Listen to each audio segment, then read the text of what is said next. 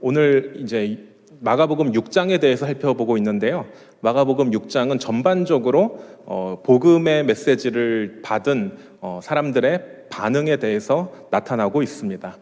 1절부터 6절까지 앞에 본문에서는 고향 사람들에 대한 이야기가 나타났습니다.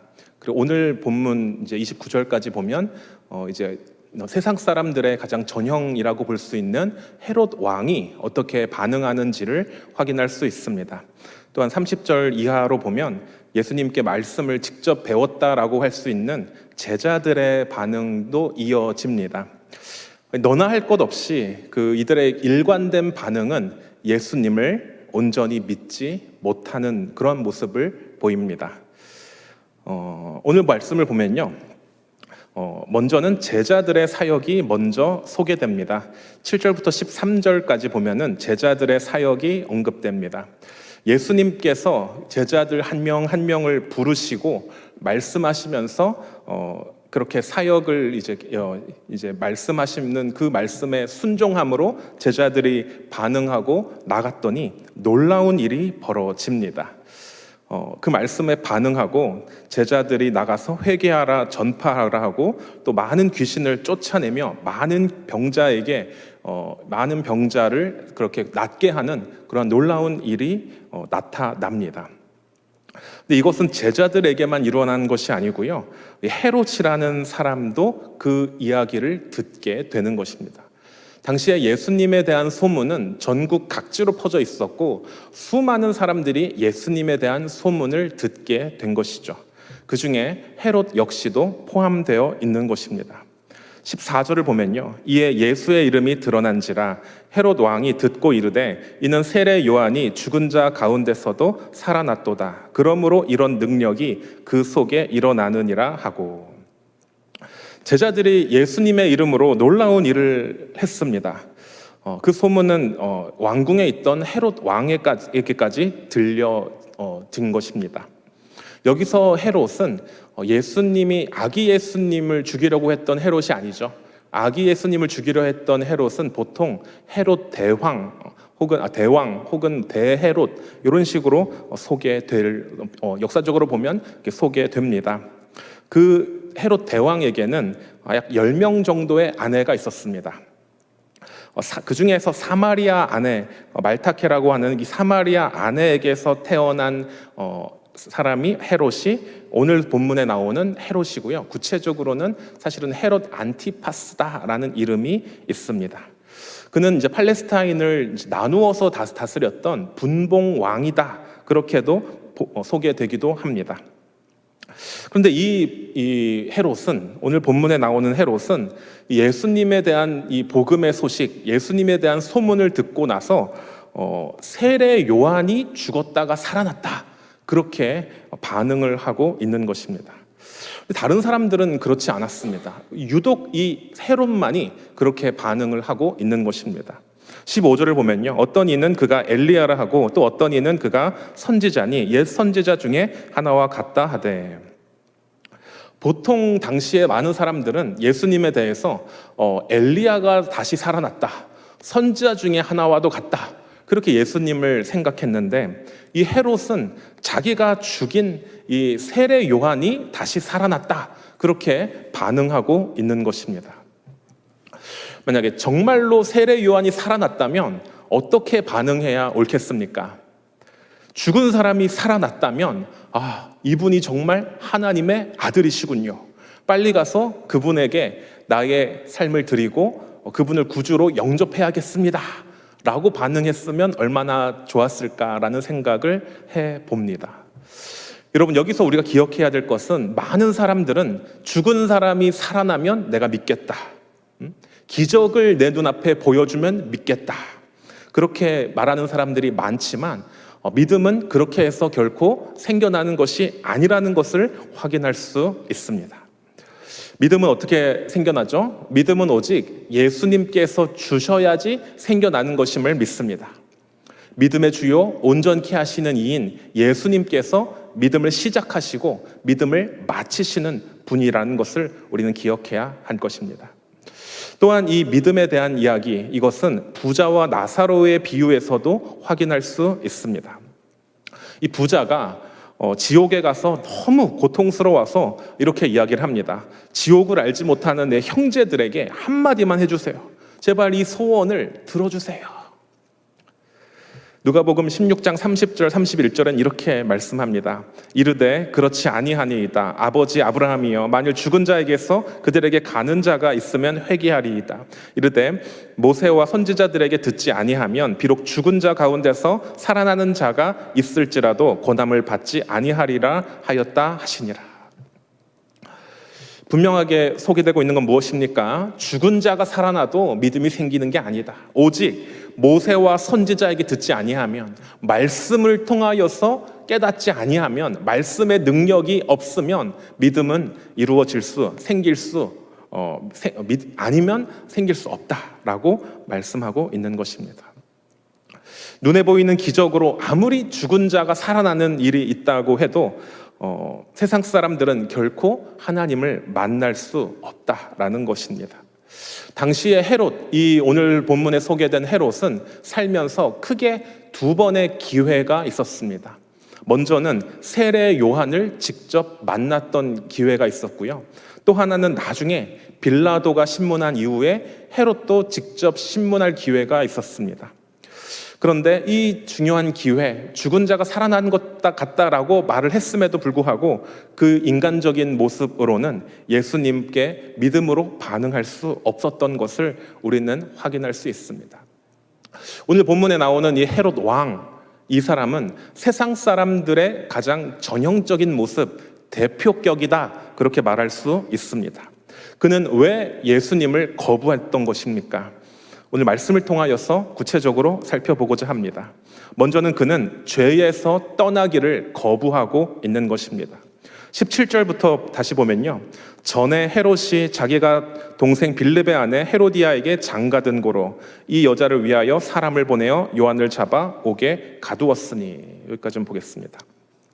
전에라고 하면서 왜 이 헤롯이 이 죽은 이제 세례 요한이 다시 살아났다 이렇게 말했는지 그 이유에 대해서 설명하면서 예전에 있었던 일을 말하고 있는 것입니다.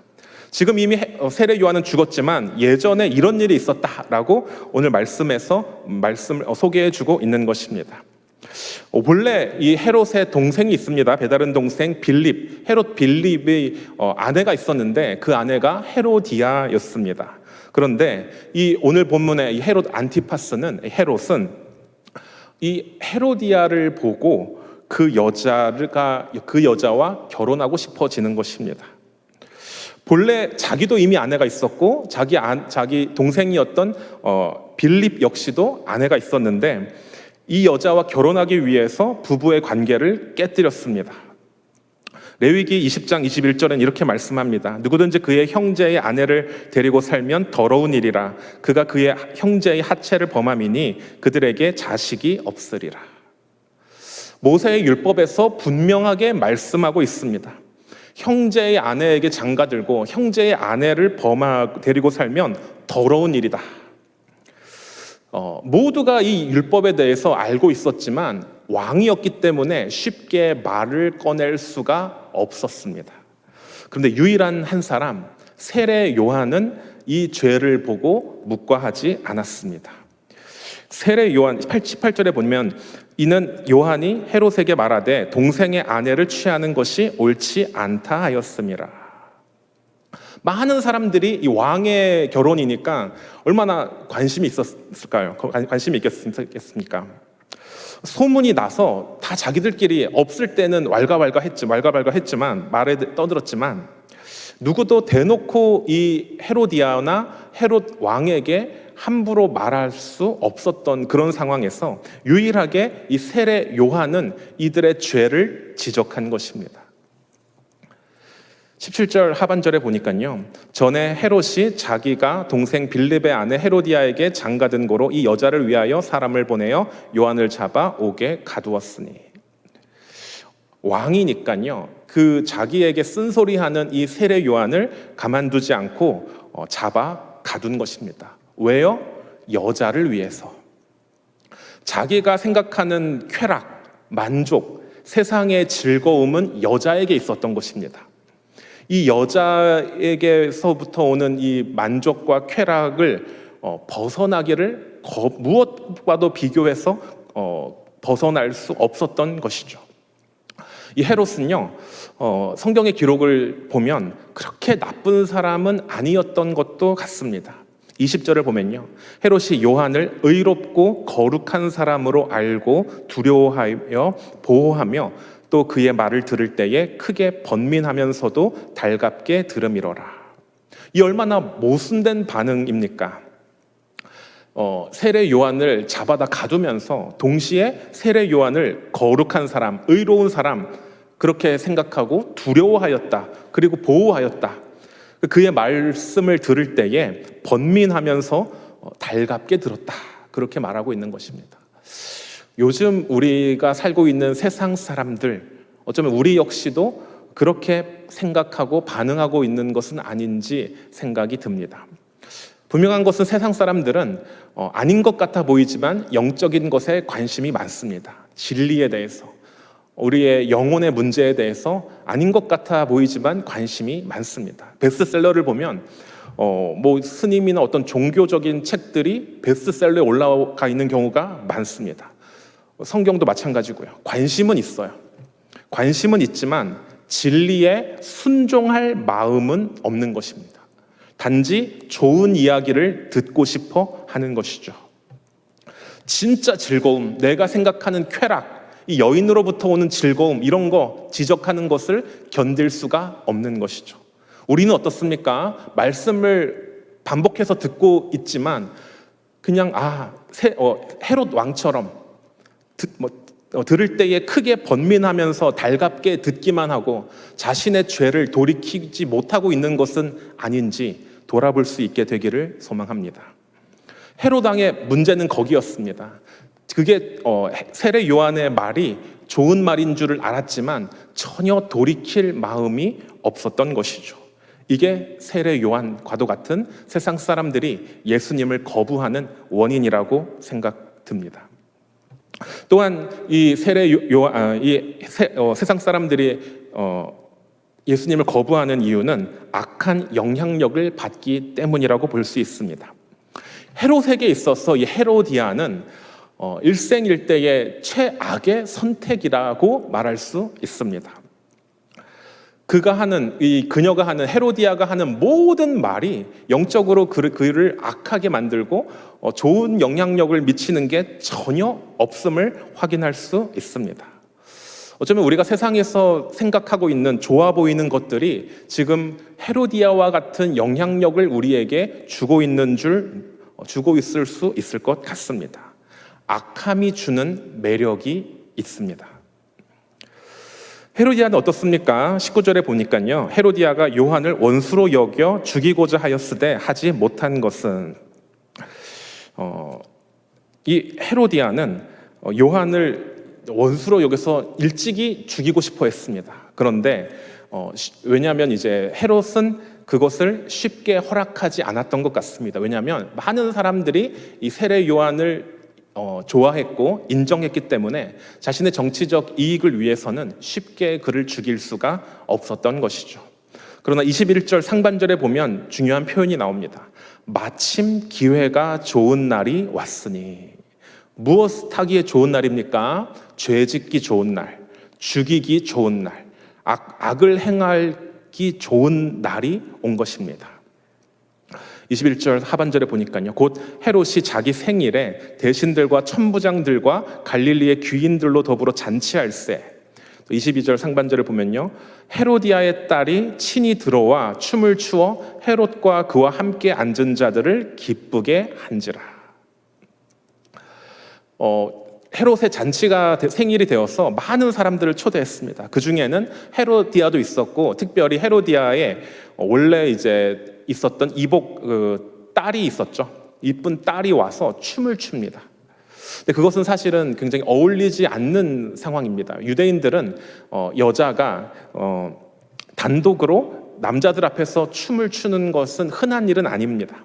그런데 자기 딸을 춤을 추게 하는 엄마임을 확인할 수 있습니다. 왜냐하면 자기의 목적이 분명했기 때문에 딸을 이용하고 있는 것이죠. 근데 이 딸이 아마도 굉장히 음란한 춤을 추었을 것으로 생각이 듭니다.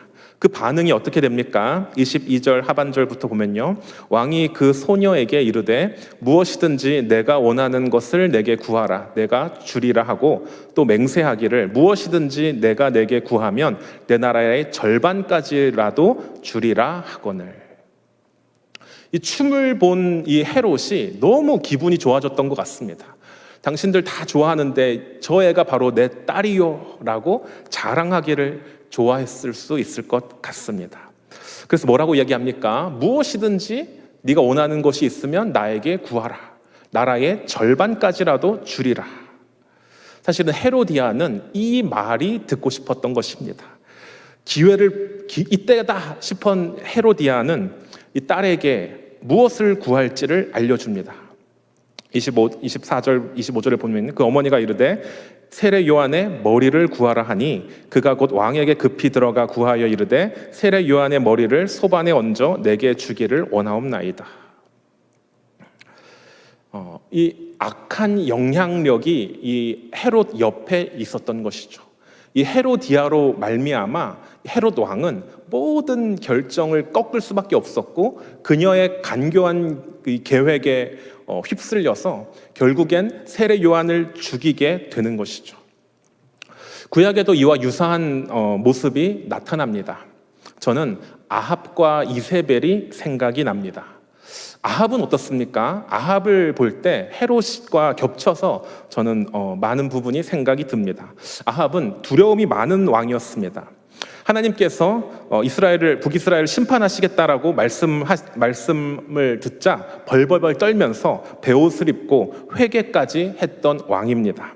그런데 그의 옆엔 누가 있었습니까? 이세벨이 있었죠. 이세벨이 마찬가지로 아합을 죄로 이끕니다. 본래 아합이 나봇의 포도원이라는 것을 갖고 싶어 했는데, 이 나봇이 조상 대대로 우리에게 주어진 땅이기 때문에 팔 수 없다라고 이야기하자 그 아합이 어떻게 반응합니까? 굉장히 재밌게 반응하는데요. 열왕기상 21절 4절에 보면요, 아합이 근심하고 답답하여 왕궁으로 돌아와 침상에 누워 얼굴을 돌리고 식사를 아니하니, 마치 사춘기 초등학생처럼 삐져가지고 밥을 안 먹고 돌아눕는 그러한 모습이 소개되어 있습니다. 그때의 그를 부추겨서 거짓 증인을 꾸며내고 강제로 땅을 빼앗고 나봇을 죽이는 이가 누굽니까? 이세벨이죠. 이세벨은 성경 곳곳에서 이 바알을 숭배하는 악한 음녀로서 소개됩니다. 세상 사람들이 자기 쾌락을 위해서, 바알이 무엇입니까? 쾌락과 풍요를 쫓는 신이죠. 세상의 쾌락과 풍요를 따라서 그 무엇도 도구화할 수 있는 것이 이 바알 숭배 신앙의 특징이라고 말할 수 있는 것입니다. 더 좋은 것, 더 쾌락을 줄 수 있고 더 많은 돈을 벌 수 있다면 다른 무엇도 포기할 수 있는 것이 바알 신앙이라고 할 수 있는데, 오늘날 세상 사람들이 그러한 영향력을 받고 있고, 어쩌면 우리 믿는 우리들 역시도 그러한 영향력을 끼고 살아가고 있는 것은 아닌지 돌아볼 필요가 있을 것입니다. 어쩌면 사람이 될 수도 있을 것이고요, 어쩌면 어떤 집단, 모임 혹은 많은 경우에 오늘날 미디어가 될 수 있습니다. 유튜브, 수많은 인터넷, 핸드폰 영상들, 그런 것들이 우리로 하여금 악을 행하도록 종용할 수 있다는 것입니다. 하나님 앞에 순종하지 못하게 만들고, 말씀 앞에 서지 못하게 만들고, 하나님 앞에서 세상을 따라 살아가도록 만드는 악한 영향력을 주는 것이 우리 주변에 있을 수 있다는 것입니다. 우리 안에 있는 이 헤로디아를 경계하고 이세벨을 경계하고 하나님 앞에서 온전히 말씀 앞에 순종하는 하나님의 사람들이 될 수 있게 되기를 소망합니다. 또한 무엇이 세상 사람들이 예수님을 거부하게 만드냐면요, 주위 사람들의 영향력 때문입니다.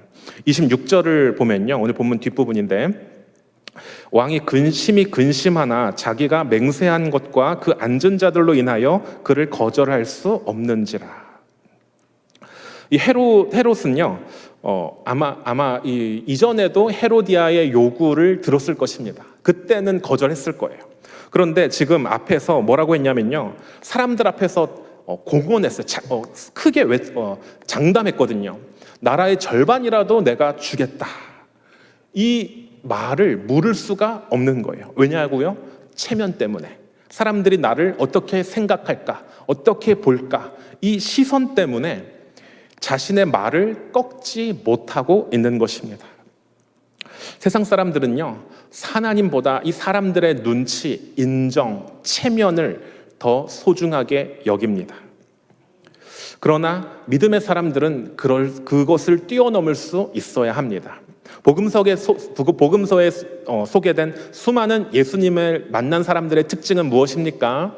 사람들의 눈치, 사람들의 시선, 그것을 따라 살지 않았던 것이죠. 비록 사람들이 나를 죽일 수도 있고, 때로는 그 나병 환자와도 같은 사람, 부정하다고 사람들이 돌팔매질을 당할 수 있는 그러한 상황에서도 담대하게 예수님을 만나야겠다, 내가 살 길은 오직 거기에 있다, 이렇게 고백한 사람들만이 예수님을 만날 수 있었던 것이죠. 그러나 세상의 사람들은 사람들의 시선과 사람들의 체면, 인정의 욕구, 그것 때문에 예수님께 나아가는 데까지 이르지 못하고 있는 것이죠. 영적인 세계에서 눈치 보면 안 되는 것입니다. 세상 가운데 어느 정도 눈치는 필요할 수 있죠. 사회생활 하는데 사람들과의 관계를 아주 무시해서는 안 될 것입니다. 그러나 정말 중요한 순간, 내가 살고 죽는 순간, 내가 정말로 아닌 걸 알고 진리가 어디에 있는지 어렴풋 짐작하면서도 계속 미루고 사람들의 눈치만 보다가 놓치는 그러한 어리석은 모습은 보여서는 안 될 것입니다. 27절부터 29절까지 보면 또 이렇게 말씀합니다. 왕이 곧 시위병 하나를 보내어 요한의 머리를 가져오라 명하니 그 사람이 나가 옥에서 요한을 목베어 그 머리를 소반에 얹었다가 소녀에게 주니 소녀가 이것을 그 어머니에게 주니라. 요한의 제자들이 듣고 와서 시체를 가져다가 장사하니라. 세상 사람들은 그렇게 세례 요한을 무시한 끝내 죽인 이 헤롯처럼 그렇게 자신들의 그 과정을 보면서, 그 순간을 보면서 자신들이 이겼다고 생각할지 모르겠습니다. 이 헤롯이라는 인물에 대해서 아까 서두에 소개해드린 대로 나중에 보면 또 성경에 등장하는 모습이 나옵니다. 누가복음 23장에 보면요, 6절 8절에 이렇게 소개됩니다. 빌라도가 듣고 그가 갈릴리 사람이냐 물어 헤롯의 관할에 속한 줄을 알고 헤롯에게 보내니 그때 이 헤롯이 예루살렘에 있더라. 헤롯이 예수를 보고 매우 기뻐하니 이는 그의 소문을 들었으므로 보고자 한지 오래였고 또한 무엇이나 이적 행하심을 볼까 바랐던 연고로라. 마지막 예수님께서 십자가에 돌아가시기 전에 이 빌라도가 이제 헤롯에게 넘기는 그런 모습이 나타납니다. 그때에 헤롯이 어떻게 반응하냐면요, 예수를 보고 기뻐하니 그의 소문을 들었음이라. 그리고 이적을 행하는지 바라보고 궁금해하는 호기심의 어떤 그런 모습을 보이고 있습니다. 그리고 11, 12절엔 또 이렇게 말씀이 이어집니다. 헤롯이 그 군인들과 함께 예수를 업신여기며 희롱하고 빛난 옷을 입혀 빌라도에게 도로 보내니 헤롯과 빌라도가 전에는 원수였으나 당일에 서로 친구가 되니라. 예수님이 십자가에 죽으시기 전에 헤롯에게 희롱을 당하십니다. 빛난 옷을 입혀서 이 헤롯은 예수님을 업신여기며 빌라도에게 넘기는 그러한 모습이 소개됩니다. 그러나 여러분, 어떻게 됩니까? 이후에 이걸로 아마 영원할 것이라고 생각했을지 모르겠습니다. 그러나 이 헤롯의 역사적인 기록을 살펴보면요, 또 다른 형제 헤롯 아그리빠가 결국엔 이 헤롯, 오늘 본문에 나오는 헤롯 안티파스를 고발하여서 그는 최후의 유배지에서 비참한 죽음을 겪게 됩니다. 그때 당시에는 그게 영원할 것 같고 자기의 왕으로서의 삶이 영원할 것처럼 보이지만 그것은 잠깐의 만족일 뿐이었고 결국엔 그에게는 심판이 임했을 것입니다. 오늘날 세상 사람들이 누리는 모습이 이와 같습니다. 그들은 심판을 모르고 지금 같은 모습이 영원할 것이라 생각되지만 심판은 반드시 임할 것이고 그들에게는 영원한 저주와 죽음이 있을 뿐입니다. 우리에게도 오늘날 이와 같은 헤롯의 모습을 경계하며 돌이켜보면서 온전히 우리의 영원한 만족 대신 예수님을 우리의 구주로 삼고 세상의 악한 영향력들을 철저히 배척하고 사람의 눈치를 보는 것이 아니라 하나님으로 만족하는 저와 여러분들이 될 수 있게 되기를 소망합니다.